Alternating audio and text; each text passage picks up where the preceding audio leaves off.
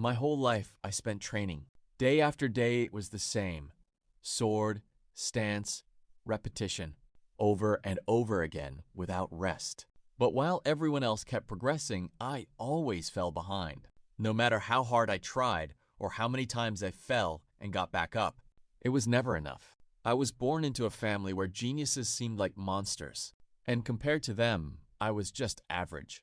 And in that place, being average was exactly the same as being weak. I studied everything I could: strategy books, swordsmanship, history, military tactics.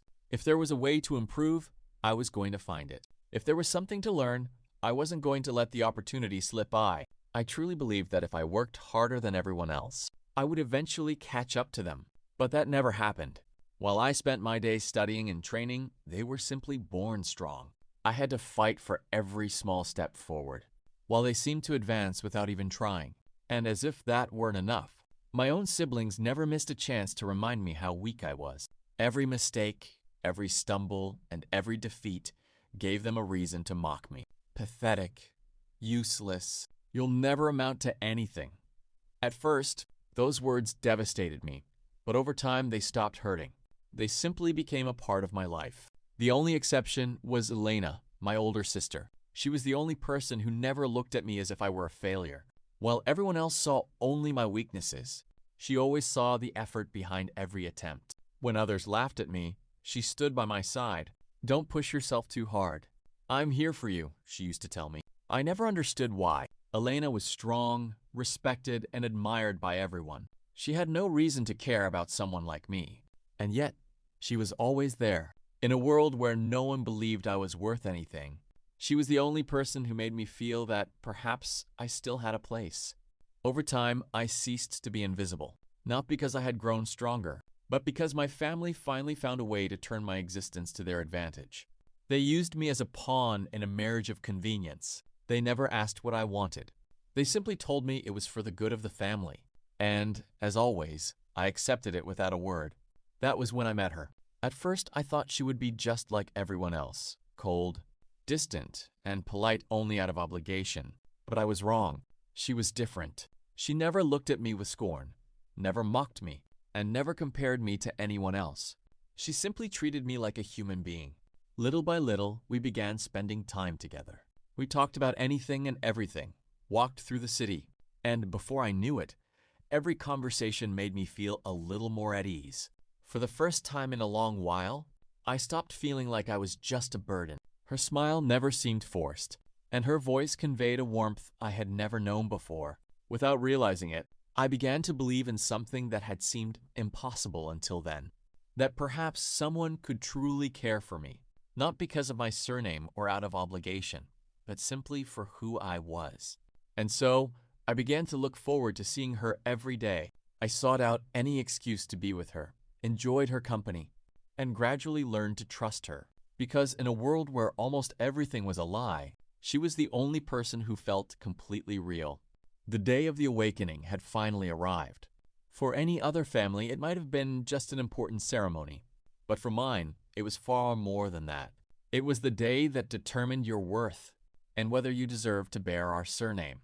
Every one of us who had turned 15 was summoned without exception, while the mansion filled with siblings, uncles, cousins, nobles, knights, and even servants. No one wanted to miss the spectacle. Then the patriarch appeared. He never attended ceremonies like this, but that day was different. One of his favorite sons was also due to awaken, and his mere presence made the atmosphere feel unbearably heavy. It felt like an effort just to breathe. And there I stood, facing them all, surrounded by hundreds of people, yet completely alone. Deep down, I knew that if I failed, no one would care. Even if I were to vanish that very instant, the ceremony would proceed exactly as planned. To my family, I had long since ceased to be anyone of importance. The greatest irony was that, in a hall packed with people watching the ritual, practically no one was paying attention to me. No one except for two people, Elena and her, the only ones still capable of seeing me. And for an instant, just for an instant, I wanted to believe that would be enough. When my name was called, I felt time stand still. I walked to the center of the hall while hundreds of eyes tracked my every step. I knew no one expected much from me. Yet a part of me clung to the hope that this time things would be different. I closed my eyes and could think of only one thing: power. I didn't care what the ability was: a magic swordsman, a holy warrior, anything that would let me stop being the weakest in the family. I just needed a chance to prove I could change my destiny too. Then the light descended upon me. It was warm, intense, and for a moment I felt as though all my prayers had been answered. When the system window appeared, I opened my eyes, my heart pounding like never before. But all that hope vanished the instant I read a single word: shop, rank F. I remember my mind going completely blank. It wasn't a combat skill, nor magic, nor anything capable of making me stronger. It was an ability one would expect to find in a common merchant or a villager. I lowered my head, not daring to look at anyone. I didn't even need to hear their mockery to know what they were thinking. Shame consumed me from within, and in that moment, I realized that even the one day I believed my life might change had ended in failure. The moment the patriarch saw my ability, he made an instant decision. He didn't even want to hear an explanation. He didn't doubt. He didn't hesitate. He simply pointed to the exit. Get out. That single word was enough to end everything. From that moment on, I was no longer part of the family. I lost my surname, my home, my status, and the future I had fought for my entire life. I remember hearing the murmurs around me. Looks of contempt, mockery, and whispers filled the hall.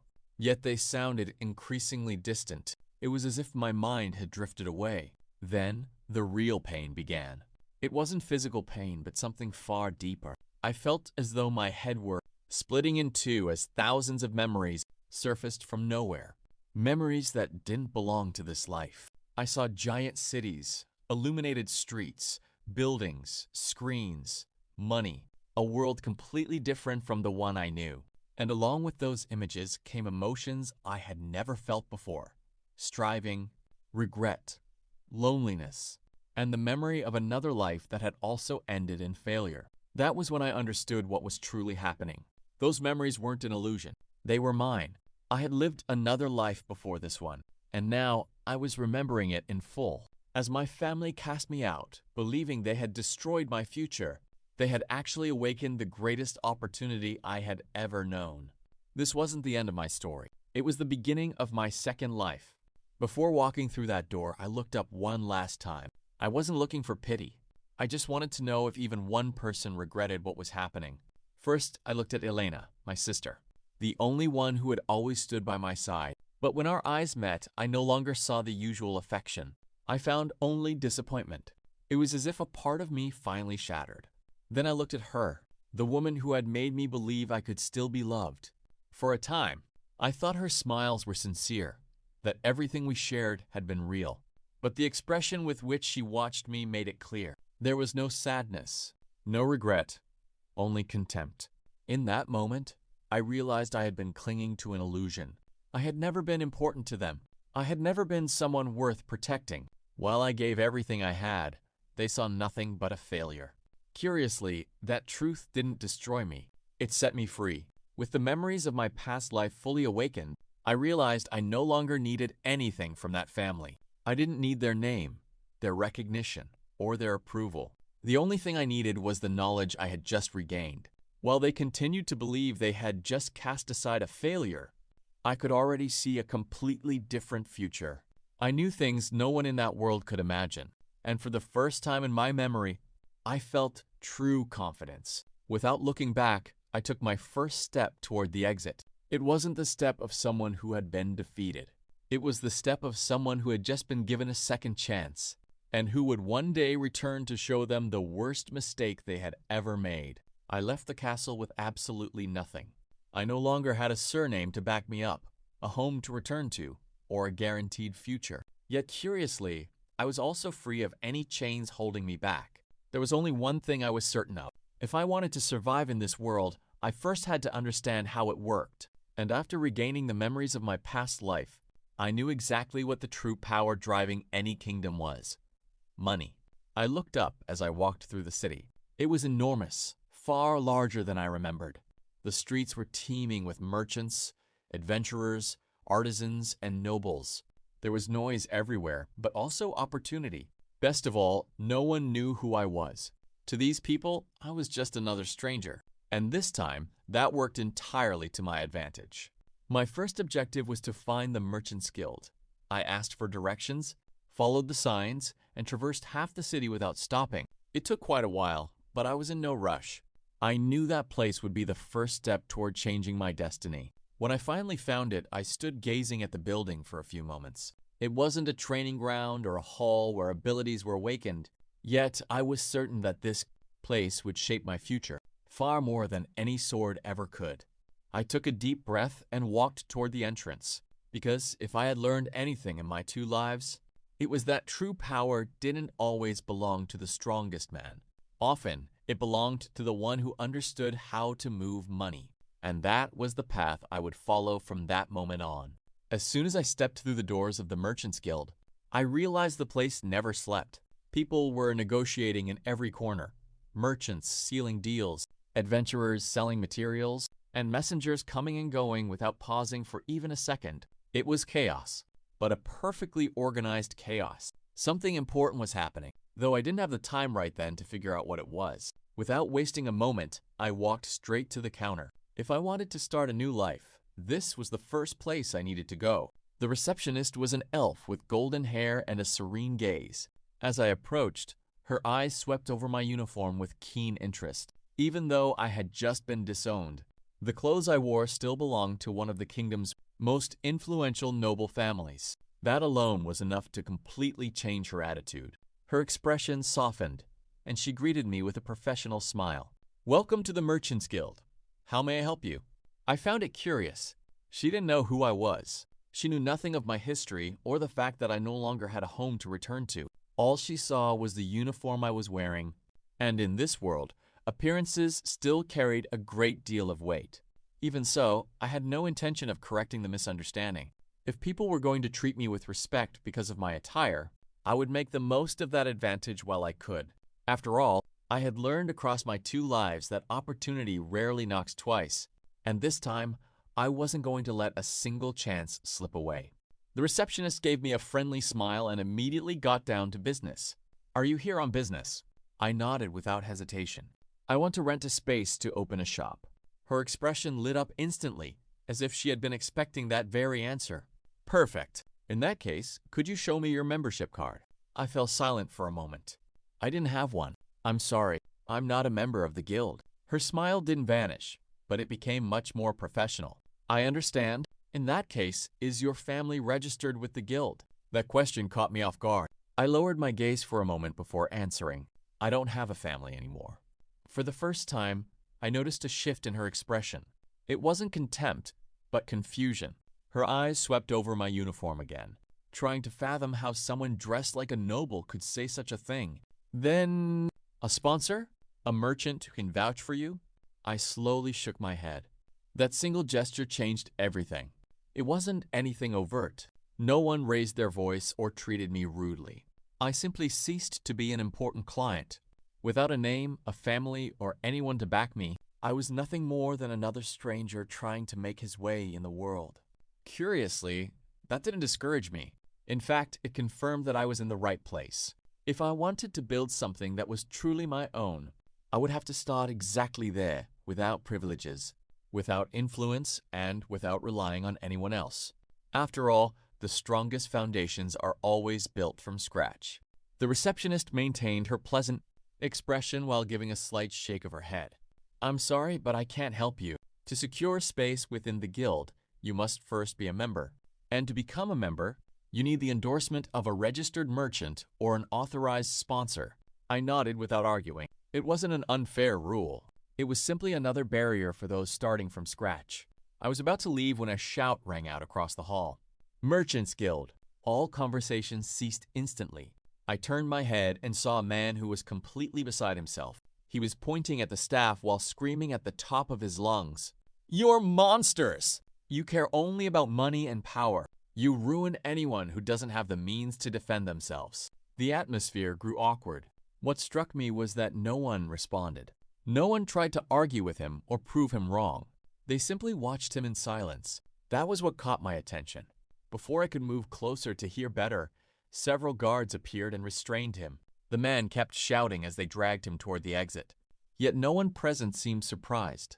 It was as if this scene had played out before. I stood there watching the door for a few seconds. I didn't know if the man was telling the truth or if he was just desperate. But one thing was certain. His reaction had been too intense to ignore. I took one last look inside the guild and then stepped out of the building.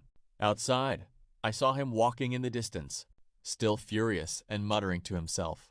After all, I had no reason to stay there either. If I wanted to understand how this world truly worked, I needed to hear every side of the story, not just the official one. So, without drawing attention to myself, I began to follow him. I followed him without making a sound.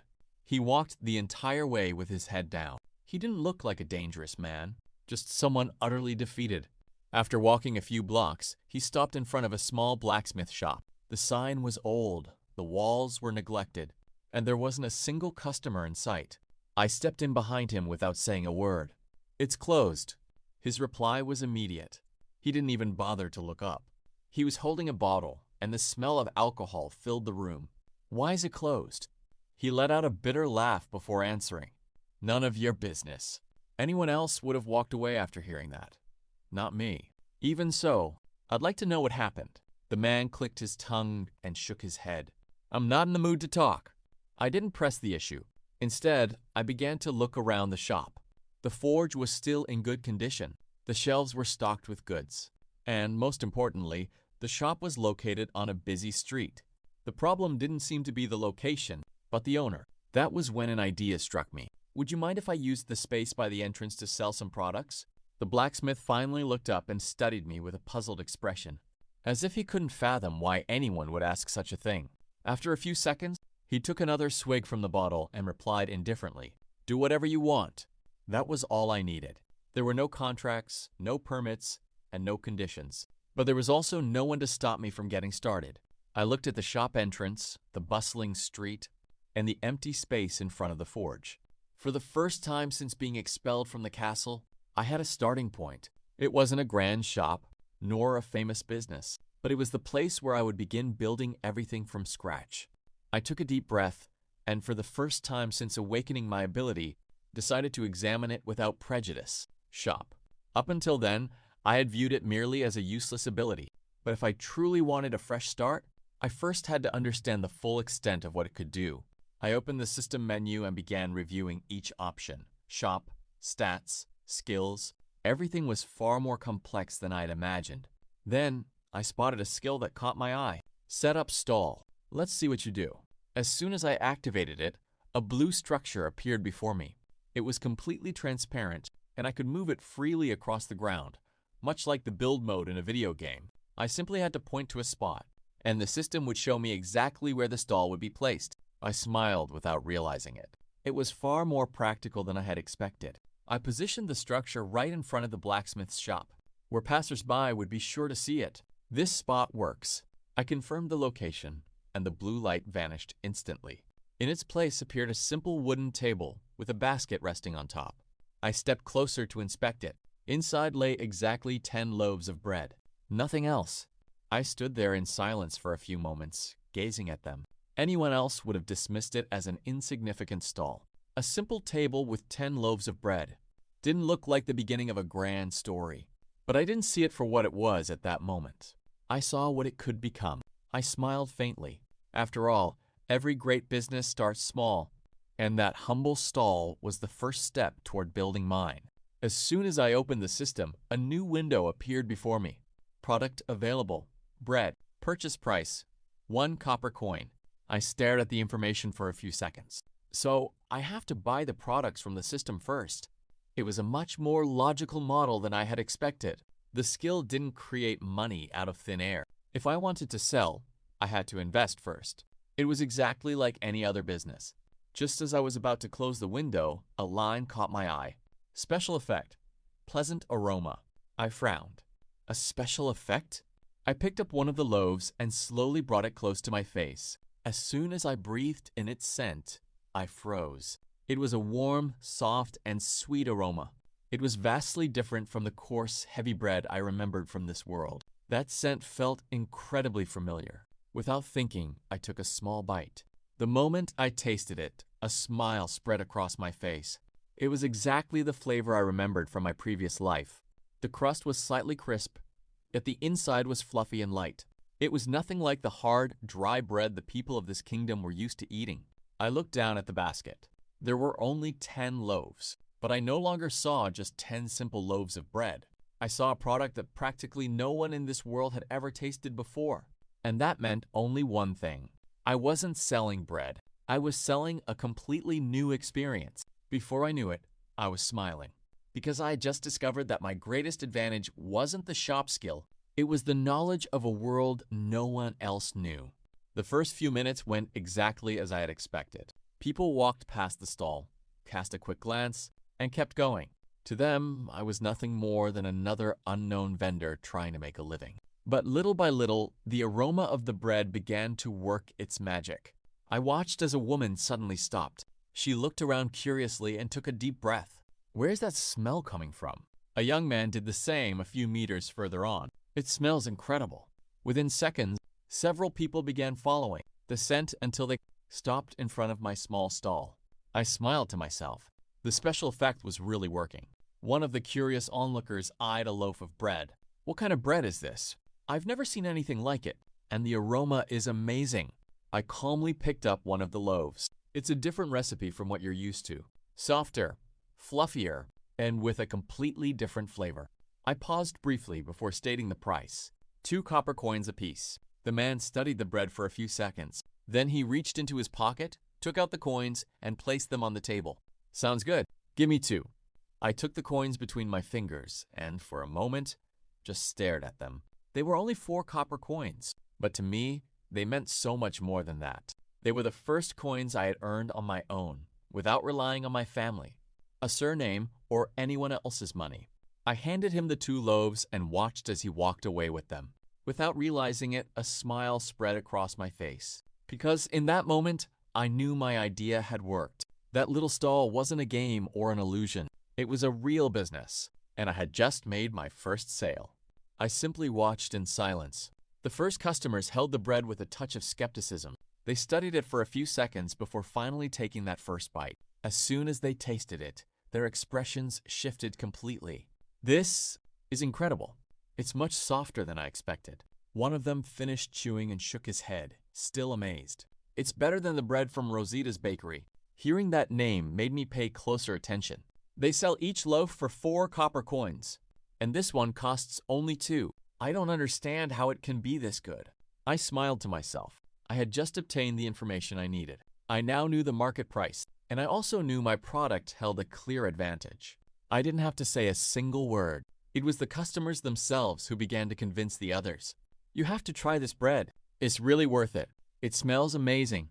Passers-by began to approach one after another, drawn first by the aroma and then by the comments of those who had already tasted it. Is it true it only costs 2 coins? Are there any left? I simply nodded as I continued to serve them. And that was enough. Little by little, a line began to form in front of my small stall. What had been a simple table with 10 loaves of bread just minutes earlier had now become the center of attention on the entire street. I looked at the basket, then at the people waiting their turn, and for the first time since arriving in this world, I felt a sense of calm I hadn't known in a long time. Because in that moment, I stopped wondering if my plan would work. I already had the answer right before my eyes. That humble stall had just become a real business. The 10 loaves of bread vanished much faster than I had imagined. I looked at the basket. It was completely empty. Then I glanced up at the line. No one had left. On the contrary, more and more people kept arriving. Give me a moment. I grabbed the basket and stepped into the smithy without wasting a second. As soon as I activated the system, the purchase window appeared. Buy.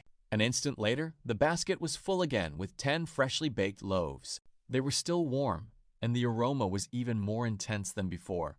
I smiled. That skill was far more practical than I had imagined. I stepped back out onto the street, and the moment the customers saw the full basket, the atmosphere livened up again. He's back! There's still bread left. Several people raised their hands at once. Give me 3. I want 2. Set aside 4 for me. Coins began to pile up on the table as the loaves disappeared one by one. It was no longer just about the initial curiosity.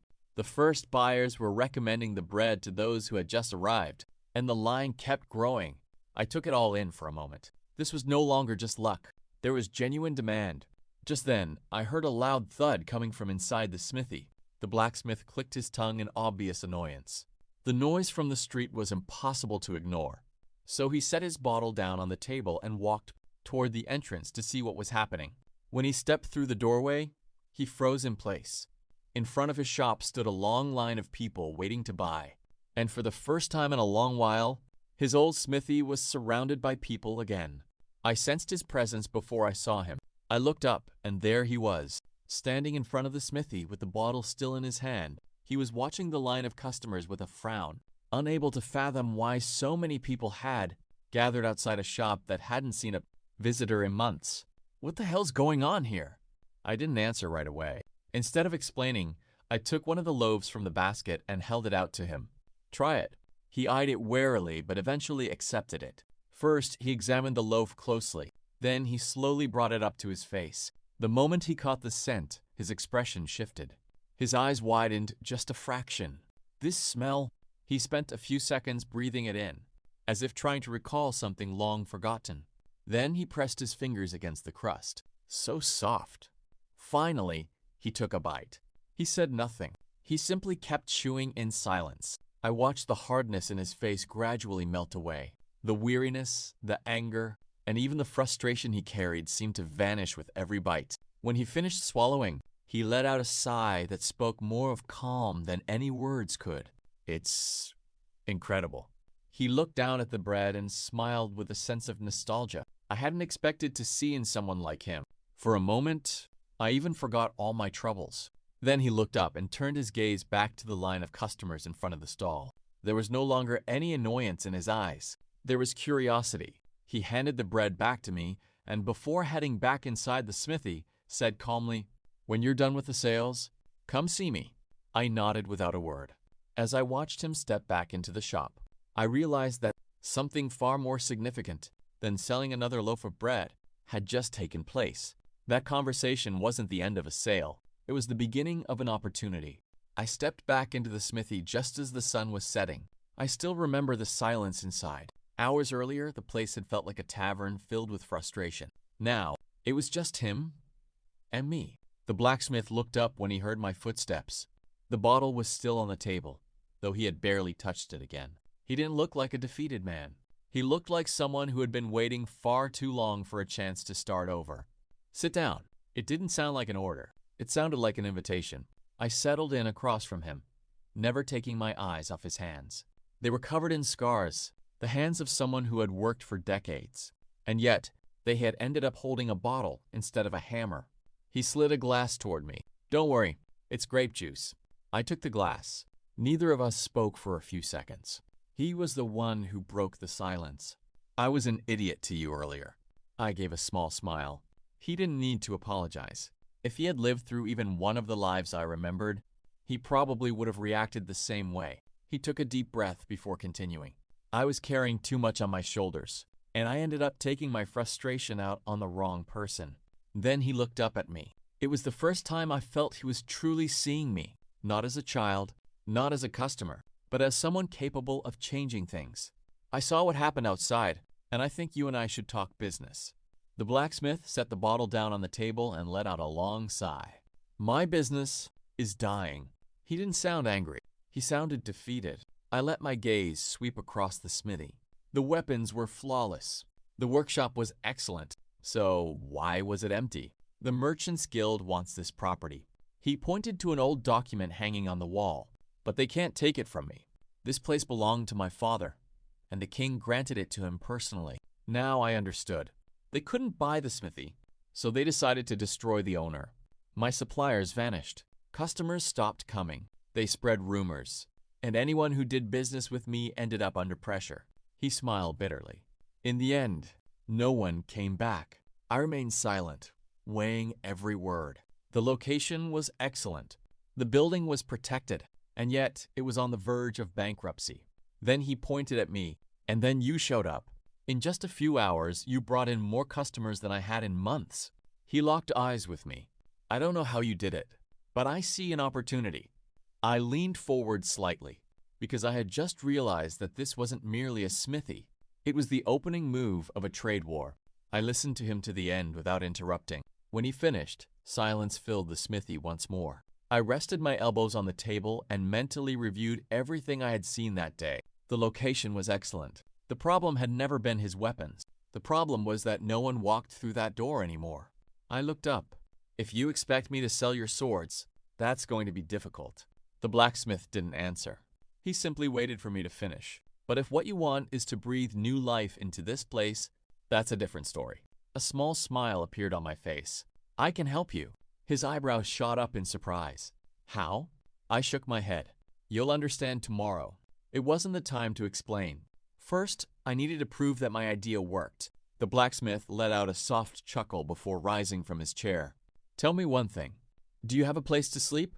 I shook my head. No? He pointed to a door at the back of the smithy. Then you do now. You can stay here. I looked at him for a few seconds. I knew this wasn't an act of kindness. We were both betting on the same thing. He trusted that I could save his business. And I just found the perfect place to build my own.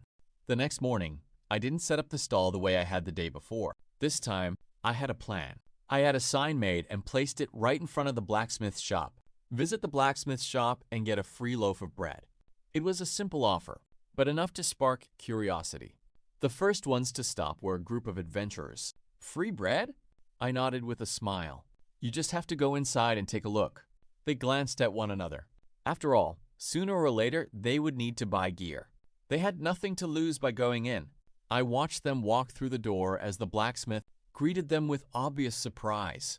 Minutes later, they came out with a new sword and a loaf of bread in hand. The quality of that shop is better than I expected, and the bread was amazing. I smiled to myself. That was exactly what I was aiming for. I didn't need to sell a weapon to every customer. I just needed to get people back into the shop. A busy shop attracts more customers, and more customers generate more sales. The plan was just getting started. The adventurers had come in for the bread, but none of them left right away. They began to look around the smithy with curiosity, picking up swords, examining armor, and testing the sharpness of various daggers. Wow! The quality is better than I expected. This craftsmanship is excellent. One of them picked up a sword and glanced at the price tag. His expression changed instantly. Is this the price? He read it again, convinced he had misread it. It's much cheaper than at the other shops. I smiled faintly. That's because the Merchants Guild doesn't call the shots here. All three of them looked at me at once. What does the guild have to do with it? Before I could answer, the blacksmith stepped forward. They control most of the shops in the city. They set the prices, and everyone has to follow them. His voice sounded calm, but there were years of frustration behind every word. I never agreed to their terms. That's why I can sell my weapons for what they're actually worth. The adventurers exchanged glances. Now it all made sense. So that's why we pay so much at the other shops. One of them placed some coins on the counter. In that case, I'll take this sword. I smiled to myself. The bread had brought the customers in, but the quality, that was what was closing the sales.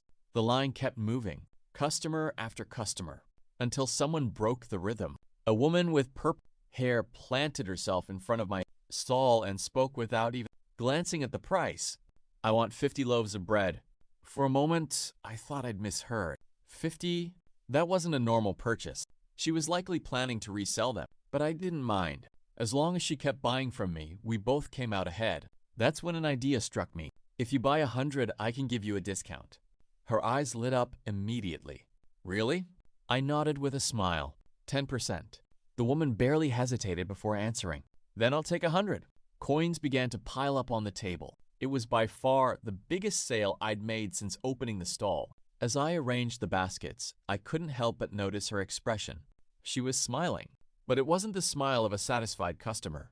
It was the smile of someone who had just found a profitable business opportunity.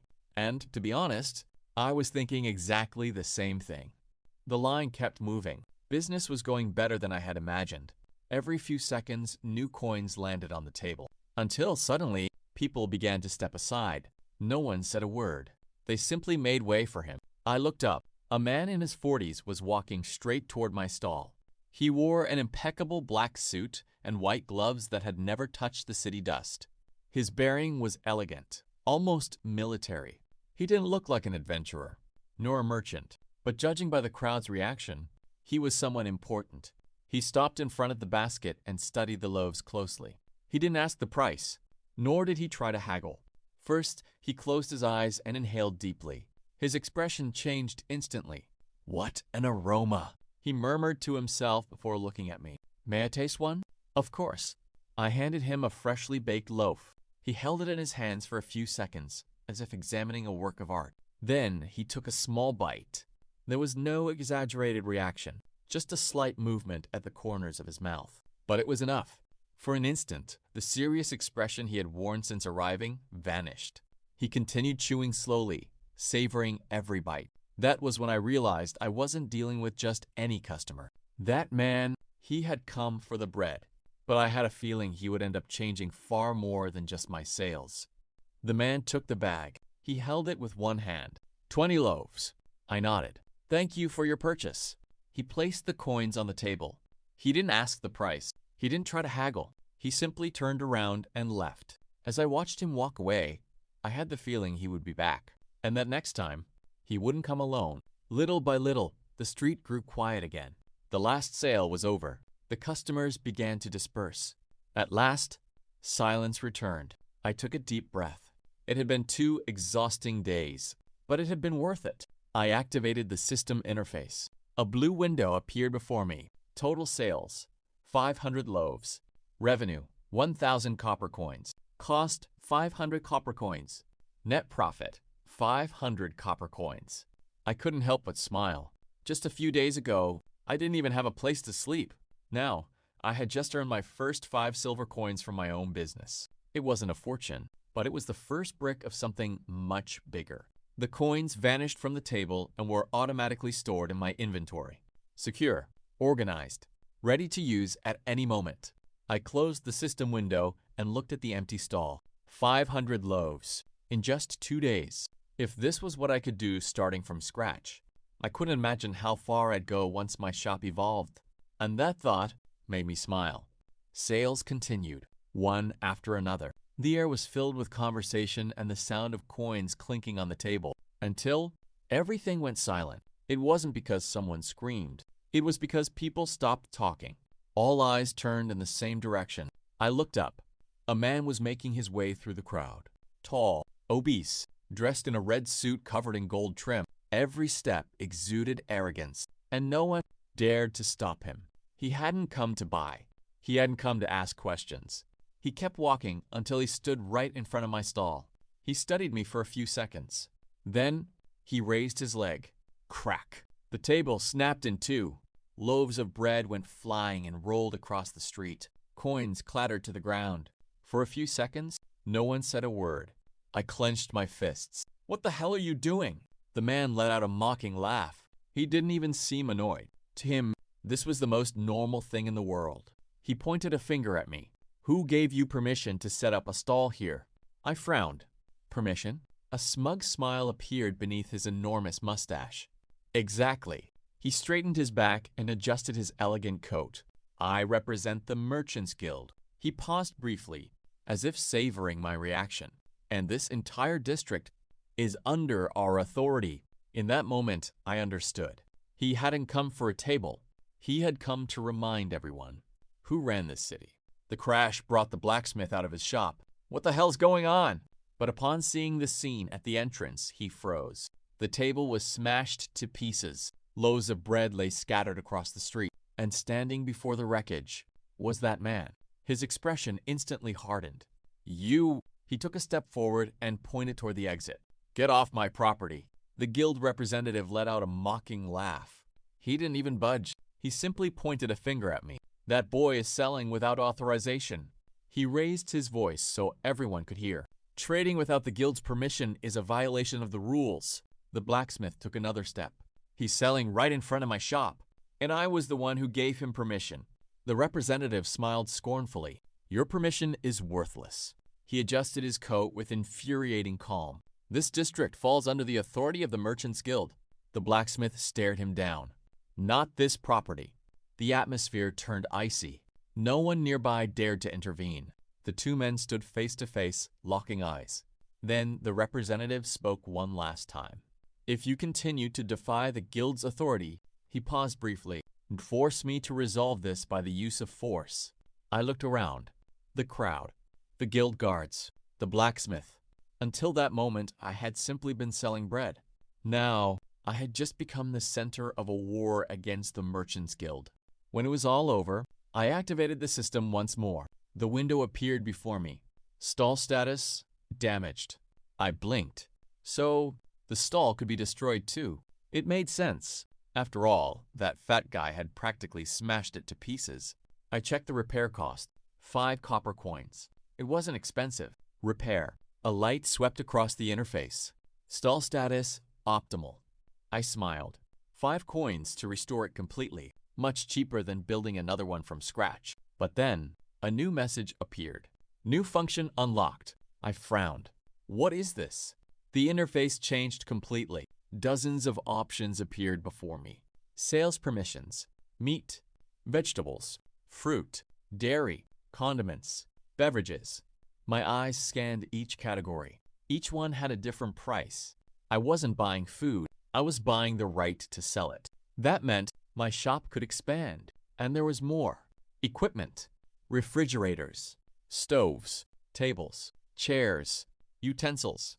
I couldn't help but smile. This was no longer just a simple bread stall. It was a business capable of growing, step by step. I checked my balance. 5 silver coins. It was still very little. But I had a goal now. Bread first. Then food. And someday, I would open the biggest shop in the entire kingdom. I walked into the shop. The atmosphere was quiet. The owner was still sitting there, a glass of wine in his hand. He didn't look up right away. He just let out a bitter laugh. That bastard. He shook his head. He's a real headache. I sat down across from him. Is he the man who's been destroying your business? He nodded without hesitation. Yes. He took a small sip before continuing. Today was the best day I've had in months. He smiled for just an instant, but he saw it. His expression hardened again, and now he knows something is changing. I remained silent. I understood what he was getting at. The owner set his glass on the table. I'm sorry, lad. He paused briefly, but you won't be able to sell here anymore starting tomorrow. I frowned. Is it that serious? He let out a sigh. If the guild decides to step in, he looked me straight in the eye. They won't send merchants. They'll send thugs. Silence filled the room once more. It was no longer about selling bread. We had just gone up against the people who controlled the market. And it was clear that this was only the beginning. Far from the market, where the clamor of the merchants never reached, a servant placed a basket of bread on an elegant table. A young nobleman barely looked up. At first, he paid it no mind. But then, the aroma reached him. He frowned slightly. He picked up one of the loaves out of curiosity. He studied it for a few seconds and took a small bite. His expression changed instantly. The crust crackled softly. The inside was incredibly fluffy, and the taste was unlike anything he had ever experienced. Without realizing it, he took another bite, and then another. A faint smile played on his lips. Incredible. He set the bread down on the table without taking his eyes off it. I have dined at the finest restaurants in the kingdom, but I have never tasted bread like this. He fell silent for a few moments, as if trying to discover the secret behind that flavor. Then he looked up. Alfredo. The butler stepped forward. Yes, my lord. The nobleman held the bread in his hands. Find the man who made this. His eyes gleamed with genuine interest. I want to meet him. And for the first time, someone of true importance had set their sights on that humble little bread stall. The next morning, the market was still quiet. No lines, no customers. After what happened yesterday, there was no point in staying. I packed up my things and stepped into the smithy one last time. The owner was already waiting for me. Upon seeing me, he placed a small object on the table. Here. I picked it up carefully. It was a badge from the smithy. It's not worth a fortune, but if you ever run into a minor problem, show it. I nodded with a smile. Thank you for trusting me. He let out a soft laugh. No, lad. I'm the one who should be thanking you. He glanced around his shop for a moment. This place hasn't been this lively in years. Then he looked back at me. But you've outgrown this town. He pointed toward the road leading out of the city. If you really want to become a great merchant, go to Nauerston. It's the city where great fortunes are made. I stored the badge in my inventory. I adjusted the pack on my back. And without looking back, I left the city. My adventure as a merchant was just beginning. There was no point in staying. That town had already taught me everything I could learn. If I stayed, I'd just be wasting my time. I adjusted my backpack and walked out the town gates without looking back. As I walked, I had no idea of the disaster I'd left behind. This isn't yesterday's bread. A man slammed his hand hard against the table. We've been duped! Another man held up a piece of bread. It's hard. It doesn't even taste the same. Complaints began to spread throughout the place. Every customer compared that bread to what they'd tasted the day before, and the difference was all too obvious. One of the waitresses tried to calm them down. Please, listen to me. But no one wanted to hear explanations. They wanted the same bread, the real thing. Just then, the door opened. An elegant woman walked into the restaurant. Her gaze swept across the room. The tables, the furious customers, and the bread left sitting on the plates. She frowned slightly. She didn't need to ask many questions. Just by observing the scene, she realized that the man she was looking for was no longer there. The tavern was in chaos. Shouts, tables being banged, customers demanding answers. The owner hurried out. What is happening? A man angrily held up a piece of bread. This is garbage. Another stood up. Yesterday, I tasted bread that seemed made by the gods. He squeezed the bread hard. And today, they sell me this rock for 5 coins. Voices began to blend together. We've been cheated. I want my money back. This is nothing like yesterday's. The owner tried to explain. Please listen to me. But no one was willing to listen. One of the customers pointed to the bread basket. I came back just for that bread, and what I was served today doesn't even come close. The tavern was filled with angry complaints. They weren't upset just because of the taste. They were upset because someone had let them taste something extraordinary, and now they were being offered something ordinary. The owner looked at the bread on the tables, then at the customers, and for the first time, she understood that the problem had never been her tavern. The real problem was that the man who made that bread had already left. Shouts continued to fill the tavern, but she was no longer listening. She took the waitress by the arm. Come with me. They entered the kitchen, and she closed the door. At last, they were alone. She took a deep breath. Now explain this to me. Why aren't we selling that young man's bread? The waitress lowered her head. We ran out. The owner frowned. Then buy more. The young woman slowly shook her head. I can't. What do you mean you can't? The waitress took a deep breath before answering. That merchant. He's already left town. The owner's face went still. He left. Yes. The blacksmith said he set out this morning. I tried to find out where he was going, but he wouldn't tell me. Silence filled the kitchen. The owner clenched her fists. For an instant, rage took over. That idiot. She slammed her hand on the table. He left without a word. She breathed deeply. She closed her eyes, and a few seconds later, she let out a long sigh. No. She shook her head. It wasn't him. She slowly opened her eyes. The problem is that we let the entire tavern depend on a single man. Outside, the customers were still clamoring. But she understood the truth now. She hadn't lost a supplier. She had lost the only man capable of bringing all those people to her business. Shouts continued to fill the tavern, but she was no longer listening. She grabbed the waitress by the arm. Come with me. She led her to the kitchen and closed the door. Tell me, why aren't we selling that boy's bread anymore? The waitress swallowed hard. Because he's gone. The owner frowned. Then go buy more. I can't. Why? He left the territory. Silence. What? The blacksmith said he left. I tried asking where he went, but he wouldn't tell me. The owner clenched her fists. Everything fell into place. The customers, the sales, the chaos. Everything had depended on that bread. She slammed her hand on the table. Damn it. She took a deep breath and closed her eyes. No. She shook her head. It wasn't his fault.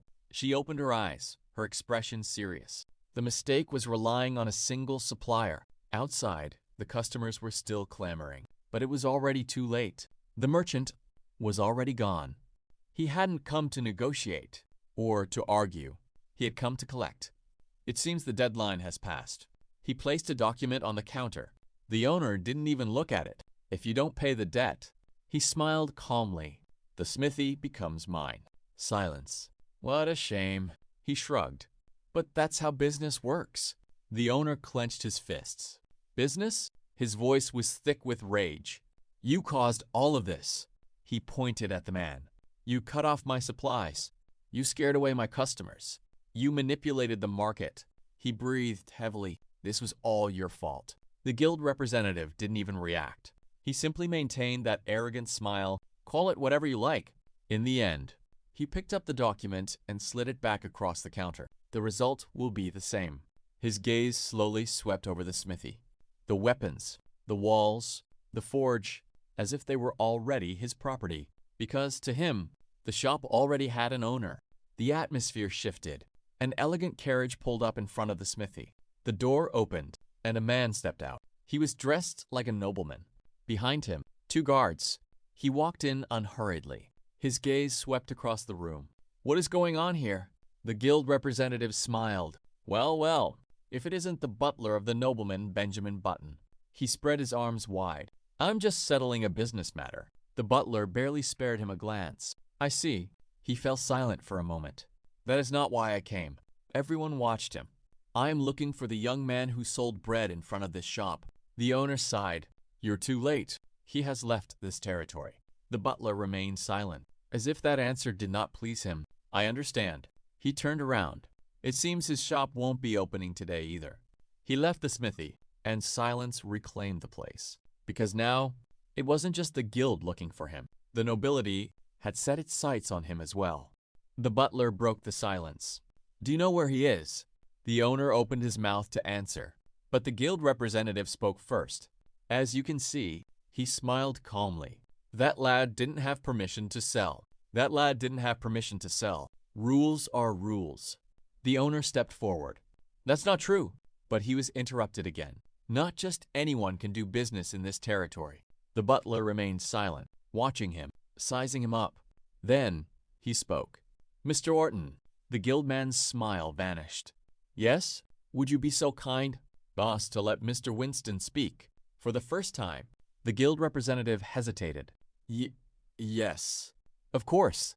He took a step back. The butler turned his gaze toward the blacksmith. Mr. Winston, the floor is yours. And at last, the truth was about to come out. The butler remained silent. Then he looked at the blacksmith. Mr. Winston. Winston took a deep breath. My smithy doesn't belong to the guild. I gave the boy permission to sell in front of my shop. He pointed at the representative. But this man arrived and demanded he leave. He smashed his stall and threatened him. His voice hardened. He told him that if he didn't disappear, Deeds slit his throat. That's a lie. The guild representative slammed his hand on the table. He's making it all up. But before he could go on, Winston! The door burst open. A woman stormed in.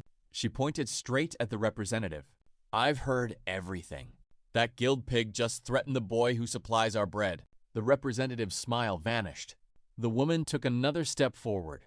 He forced him to leave the city. Silence fell over the smithy. 2 witnesses. The same story. The butler closed his eyes for a moment. He didn't need to ask any more questions. The butler remained silent. Then he slowly adjusted his gloves. I see. He fixed his gaze on the guild representative. All signs point to you as the one responsible for preventing Mr. Benjamin Button from obtaining the bread he so desires. The man swallowed hard. The butler continued. And furthermore, you threatened a civilian who had Mr. Winston's authorization to sell here. Silence fell over the scene.